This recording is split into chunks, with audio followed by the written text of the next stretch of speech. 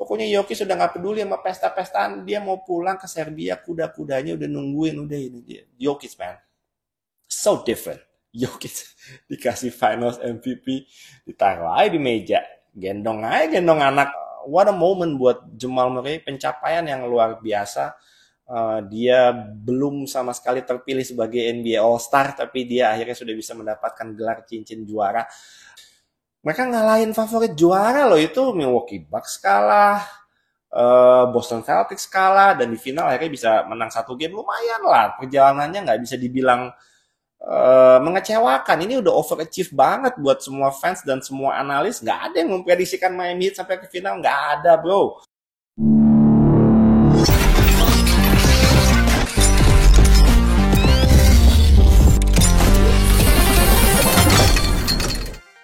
Ngobrol NBA episode 79. Guys, gue lagi kesel banget. Asli kesel banget. Gue tadi di kantor udah recording episode 79. 37 menitan durasinya. Eh Terus pas dibawa pulang ke rumah, memory cardnya gue masukin ke laptop, gue mau edit. Audionya tidak keluar. Gue udah paksa audionya udah keluar. Udah gue naikin volumenya sampai sekencang apapun audionya. Ngobrol NBA episode 79. Guys, selamat buat Denver Nuggets ya. Kayaknya mic gue baterainya habis tadi dan gue tinggalin kamera gue di kantor. Jadi sekarang gue recording cuma pakai iPhone. Jadi mohon maaf kalau mungkin warnanya atau tampilannya beda seperti pakai kamera, tapi nggak apa-apa. Gue harus recording lagi. Gue mau nggak mau. Gue tadi udah kesel banget ngelihat 37 menit itu terbuang sia-sia. Udah bagus banget itu episode. Nggak apa-apa. Gue ulang lagi apa yang gue omongin di episode 79 tadi. Basically gue mau bilang congrats buat Denver Nuggets yang akhirnya setelah penantian 47 tahun bro, akhirnya juara pertama kali. Untuk pertama kalinya mengalahkan Miami Heat, akhirnya selesai dalam 5 games 4-1. Ya gue sedikit kesal karena kecepatan kalau 4-1. Pengennya minimal banget 6 game. Kalau bisa 7 game, 7 game. Tapi ya sudahlah. Memang sudah layak dan sepantasnya Denver Nuggets jadi juara. Dan tetap appreciate banget buat Miami Heat bro. Buat fans-fansnya, kalian kalau mau kecewa mungkin boleh aja kecewa, tapi ya harus bangga banget sama Miami Heat. Biar bagaimanapun mereka masuk ke playoff dari posisi 8, di play-in udah tinggal sisa 2 menit lawan Chicago Bulls, itu pun udah hampir kalah dan hampir nggak masuk playoff. Tapi di playoff mereka ngalahin favorit juara loh, itu Milwaukee Bucks kalah, Boston Celtics kalah, dan di final akhirnya bisa menang satu game. Lumayan lah, perjalanannya nggak bisa dibilang mengecewakan. Ini udah overachieve banget buat semua fans dan semua analis. Nggak ada yang memprediksikan Miami Heat sampai ke final, nggak ada bro. Kecuali fans-fansnya Miami Heat ya mungkin ya yang PD-nya mereka bisa sampai final. Tapi tetap appreciate buat all the coaching staff, mulai dari Pat Riley, Eric Spoelstra, Jimmy Butler, Bam, semua pemain-pemain undrafted mereka, Caleb Martin, Gabe Vincent, Duncan Robinson, Max Strus, semua layak diapresiasi. Semua punya momennya masing-masing di playoff ini gitu ya. Jadi keep your head up buat semua fans-fansnya Miami Heat. Buat Denver Nuggets, sekali lagi selamat buat semua coaching staff, Mike Malone, semua pemain-pemainnya Nikola Jokic, Jamal Murray, KCP, MPJ, Bruce Brown, siapa lagi? Aaron Gordon, Jeff Green, Christian Brown, Ish Smith, DeAndre Jordan, Reggie Jackson, all the veterans yang udah nunggu bertahun-tahun men untuk dapetin cincin, akhirnya dapet juga. DeAndre Jordan dapet loh, Lob City itu alumni Lob City. DeAndre Jordan udah satu cincin, CP3 belum, Blake Griffin belum, alumni terbaru Clippers, Reggie Jackson dapet juga. Kali ini lah keren. Christian Brown man, Christian Brown kalau teman-teman lihat di IG tuh ada yang ngepost kan, dia di high school menang 3 kali state champion, NCAA kemarin sama Kansas menang juara, sekarang sama Denver Nuggets jadi rookie langsung dapet juara lagi. Dalam 5 tahun terakhir men juara mulu dia, gokil. Tapi bener-bener nonton final kali ini pengalaman yang berbeda, seperti gue memasuki dimensi yang berbeda juga, melihat permainan yang tidak biasa ya, karena kalau musim lalu Warriors of course ceprat-ceprat, splash splash, tembakan jarak jauh. Tahun ini bener-bener didominasi oleh seorang big man yang cabi, yang gemoy, yang nggak atletis, tapi bener-bener jenius menurut gue. Seorang generational talent yang bener-bener merubah mindset orang bahwa sekarang pemain yang nggak atletis tuh nggak akan bisa survive di NBA. Tapi nih kalau Jokic, man, punya court vision kayak gitu. Gue kemarin pas apa ya, pas nobar kemarin ketika gue ngobrol sama Domantas Sabonis, gue bilang bahwa gue mengingatkan Jokic tuh mengingatkan gue sama bapaknya dia, sama Arvydas Sabonis di era 90-an tuh. Arvydas Sabonis tuh juga nggak atletis ya. Gue juga bilang sama Domas, mohon maaf kalau gue menyebut bapak lo nggak atletis, tapi memang kenyataannya dia nggak atletis, tapi dia punya court vision, dia punya fundamentally skilled big man, post move-nya bagus, bisa nembak mid range juga, bisa 3 point juga kok dulu si Arvydas Sabonis. Jokic ini benar-benar modern versionnya dari Arvydas Sabonis sih menurut gue, keren banget. Memang pemain-pemain Eropa itu memang di drill, di train untuk nggak cuma bisa show off dan menonjol sendirian, tapi memang as a leader dia membuat teammates-nya dia benar-benar lebih baik ya. Menurut gue jadi teammates-nya Jokic tuh pekerjaannya jauh lebih mudah dengan ada Jokic di situ, karena biar bagaimanapun ya contohnya Christian Brown lah, as a rookie dia melakukan cutting itu nggak cuma di train sama trainer atau disuruh sama Mike Malone, itu pasti Jokic juga pasti menginstruksikan hal-hal tertentu ke dia sehingga semua talent dan potensinya Christian Brown sebagai rookie itu bisa benar-benar kelihatan gitu ya. Tapi secara garis besar NBA playoff tahun ini benar-benar mencengangkan dalam artian dari sisi data ya, karena dari jumlah penonton yang nonton NBA playoff tahun ini itu terbanyak dalam 5 tahun terakhir. Itu terjadi di playoff kali ini. Jadi senang banget ngebaca datanya. Adam Silver pasti happy. Apalagi ada series-series kemarin yang benar-benar cuan banget. Lakers lawan Golden State itu cuan banget. Golden State lawan Sacramento Kings first round itu juga cuan banget pasti. Celtics Miami Heat kemarin di conference finals juga menurut gue cuan banget itu juga, apalagi sampai game 7. Jadi final kali ini kalau habis dalam 5 game toh juga gue rasa NBA udah puas lah dengan semua data-data dan pemasukan mereka dari NBA playoff ya. Terlihat kok dari data-data nggak akan bohong lah. Lalu karena final sudah selesai, musim sudah selesai, yang pasti setiap tahun ritual gue adalah yang pasti harus membuat kaos untuk tim yang jadi juara. Kebetulan timnya berbeda-beda. Setiap musim beberapa tahun terakhir ini ada Lakers di bubble, Milwaukee Bucks, lalu ada Golden State Warriors, gold-blooded champion kemarin, dan sekarang ada Mile High City Champs untuk pertama kalinya Denver Nuggets. Jadi desainnya sudah jadi, hampir jadi 85% lah. Mungkin gue belum masukin fotonya Mike Malone di dalam desain itu. Jadi butuh sedikit tweak lagi dalam desainnya dan warna dan lain-lain. Sebentar lagi selesai, mudah-mudahan 1-2 hari ke depan gue udah bisa announce desainnya. Karena teman-teman juga udah nggak sabar, walaupun nggak banyak pasti fansnya yang beli, tapi ini ritual. Again, ini ritual setiap tahun gue harus bikin kaos juaranya. Schedule untuk sebulan ke depan padat banget gue, gila. Untuk artikel rilisnya ya, kaos juaranya Nuggets, ada Shea itu udah gue siapin, ada kaosnya Nikola Jokic nanti Joker gue pasti akan siapin juga. Tapi hari Minggu saya udah berangkat ke Jepang. Hari Minggu ini tanggal 18 gue ke Jepang sampai tanggal 5 Juli. Jadi 3 minggu ke depan saya nggak ada di Indonesia, tapi nggak apa-apa, nanti tim gue yang ngurusin semua produksi dan lain-lainnya, aman. Oke.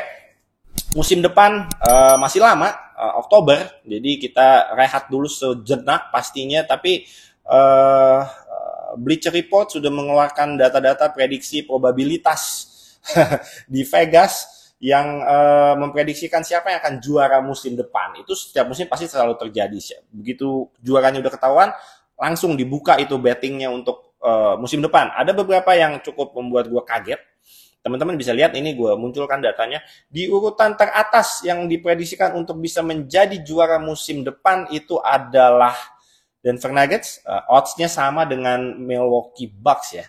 Milwaukee Bucks juga odds-nya sama. Jadi itu bukan 1-2 tapi urutan 1A dan 1B. Gue agak kaget kenapa mereka begitu yakin Milwaukee Bucks bisa contend buat juara, favorit banget ya untuk juara musim depan. Lagi-lagi setiap musim mereka selalu difavoritkan banget dari wilayah timur. Padahal Miami Heat yang ke final dan mereka kalah di first round. Oke, lanjut. Ada Nuggets, Milwaukee Bucks, lalu ada Boston Celtics di posisi 3, Phoenix Suns di posisi 4, dan Golden State Warriors di posisi 5. Golden State pasti tetap akan ada di top 5 untuk probabilitas jadi juara. Selama Steph belum pensiun, udah lanjut lah Warriors dynasty-nya menurut gua nggak akan selesai. Meredup mungkin iya, meredupnya tapi ya meredup dikit lah. Tapi dibilang dynasty-nya udah habis sih menurut gua enggak lah. Yang namanya Warriors menurut gue nggak akan pernah meredup kalau Steph belum pensiun. Ya, tapi nggak tahu tuh Bob Myers kan juga step down juga kan. Nggak tahu deh nanti bakal kemana arahnya ya. Lalu ada Sixers di urutan ke-6, Lakers di urutan ke-7, Cavs, Clippers, dan Miami Heat. Miami Heat di urutan ke-10 bro. Bener-bener tim yang underrated sekali ini Miami Heat ya kalau dalam hitung-hitungan betting ya. Nggak ada yang berani sama Miami Heat ya. Miami Heat ditaruh di urutan ke-10 bro. Padahal mereka yang ke final tahun ini. 5 berikutnya ada Mavs, Grizzlies, Pelicans, Sacramento Kings, dan juga New York Knicks. Ada banyak sih. Ada banyak lagi tapi cukuplah 15 ya. Oke sih, saya masih di bawah-bawah jauh lah udah. Masih nggak meyakinkan sih. Oke. Mungkin sedikit membahas game kelima kemarin. Of course gue nonton benar-benar dari awal sampai habis. Ada beberapa anomali yang dilakukan sama Denver Nuggets, terutama di first half, yang mereka di first half aja udah 10 turnovers, 3-point-nya 1 dari 15. 1 dari 15 tuh 6,6% bro. 6,6% aku kasih ya Denver Nuggets. Free throw-nya bisa 3 dari 8, itu 38%. Wah ampun, sekelas Denver Nuggets free throw-nya 3 dari 8. Aaron Gordon juga kena foul trouble, 3 fouls. Aaron Gordon di first half udah 3 foul, cuma main 7 menit, dan itu dimanfaatkan sama Miami Heat. Mereka unggul ya pas first half itu 5-1, 4-4 kalau nggak salah skornya. Berbicara tentang Aaron Gordon, gue cuma mau bilang mungkin masih banyak dari kita yang menganggap Aaron Gordon itu hanya seorang high flyer forward yang hanya bisa ngedang dan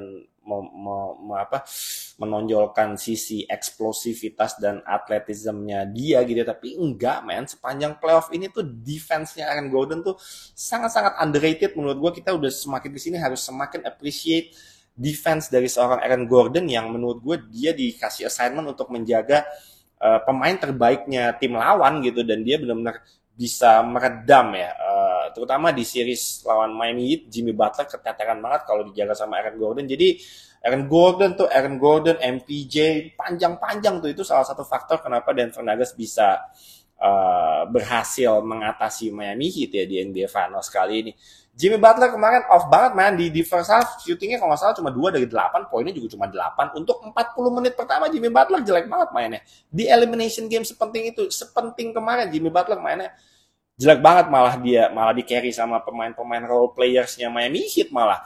Tapi di sisa 6 menit terakhir, I think Jimmy Butler tuh nge-score 13 poin beruntun buat Miami Heat. Ada 3 point lagi back to back. Terus dia di foul 3 point, itu call yang kontroversial ya. Ketika dia di foul itu harusnya menurut gue nggak foul sih, itu Jimmy Butler yang kick out kakinya menurut gue. Jadi Jokic, tapi aduh bener-bener Jokic so unstoppable Jokic. Apalagi kalau dijaga one on one itu dia udah unstoppable.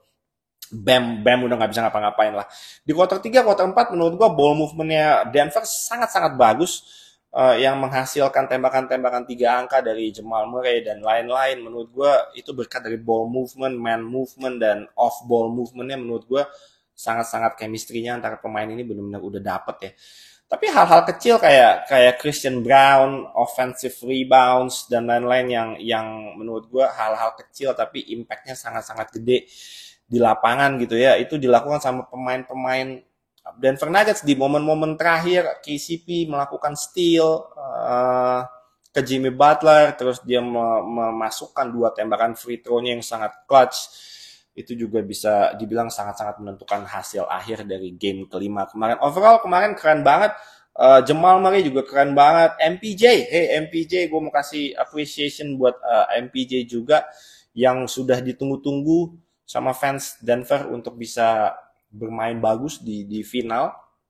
Dia juga bilang ketika diwawancara teammate-nya dia tuh sabar banget dan benar-benar mengencourage dia, memotivasi dia untuk udah tenang aja, lu bakal main bagus, percaya gitu. Tapi dia buktikan kemarin dia mainnya bagus banget, ngedrive-nya juga agresif banget, dan tembakan-tembakannya juga akurasinya jauh lebih baik daripada game-game sebelumnya. Jadi shout out buat MPJ, akhirnya di game terpenting kemarin dia bisa show up dan bisa step up untuk memberikan kemenangan juga buat Denver Nuggets ya. Tapi overall energinya luar biasa karena again mainnya di Ball Arena di kandang Denver Nuggets. Banyak yang bilang di kolom komen Instagram harusnya bisa 4-0 tapi 4-1 just because mereka pengen party di Denver. Ya kita nggak bisa bilang begitu, tapi ya hasilnya ternyata memang gentleman sweep ya 4-1, dan untungnya mereka bisa party dan pesta di Denver ya. Kalau Jokic sih nggak mau pesta ya, nggak mau party, nggak mau parade, dia mau pulang. Jokic itu cuma mau pulang ke Serbia ya, dia udah liatin udah liatin jam aja tuh kemarin, udah pulang. Pokoknya Jokic sudah nggak peduli sama pesta-pestaan, dia mau pulang ke Serbia, kuda-kudanya udah nungguin, udah ini dia. Jokic man. So different. Jokic dikasih Finals MVP, ditaruh aja di meja, gendong anaknya gitu. Dia kalau udah momen-momen gendong anak, gue udah mewek kemarin asli. Lucu banget anaknya, lagi lucu banget. Baik banget, Jokic baik banget. Dan yang paling gue respect dari Nikola Jokic adalah ketika buzzer berbunyi dan Denver Nuggets sudah dinobatkan sebagai NBA Champions, dia tidak langsung selebrasi. Dia pergi, nyamperin semua pemain-pemainnya Miami Heat, dia salamin satu-satu. Itu yang sangat-sangat gue respect dan apresiasi dari Nikola Jokic. Nikola Jokic itu kelas banget kemarin. Gue mau kasih shout out juga buat Kyle Lowry, man. Kyle Lowry biar gimana umurnya 37, tapi dia jadi pemain tertua di lapangan gitu ya, tapi dia bisa memberikan impact dan hustle yang menurut gue untuk pemain sekelas dia dengan championship mentality itu benar-benar dia tunjukkan di hampir semua game di NBA playoff kali ini. Jadi shout out buat Kyle Lowry, nggak ada yang perlu kecewa ya, nggak ada yang perlu dia sesalkan, dia udah kasih segalanya menurut gue. Jokic musim keberapa dia di NBA? Musim ke-8 ya, musim ke-8, umurnya 28 tahun. Wah, ini baru mulai masuk masa-masa prime-nya, ini belum masih jauh banget Jokic, belum apa-apa ini, tapi dia udah benar-benar membuka lebar mata semua orang bahwa statistiknya Jokic di playoff kali ini tuh benar-benar insane, man. Sangat-sangat fenomenal. Ini gue munculin ya, coba ya. Statistiknya Jokic, mungkin gue ada nih fotonya. Ini ada nih tuh.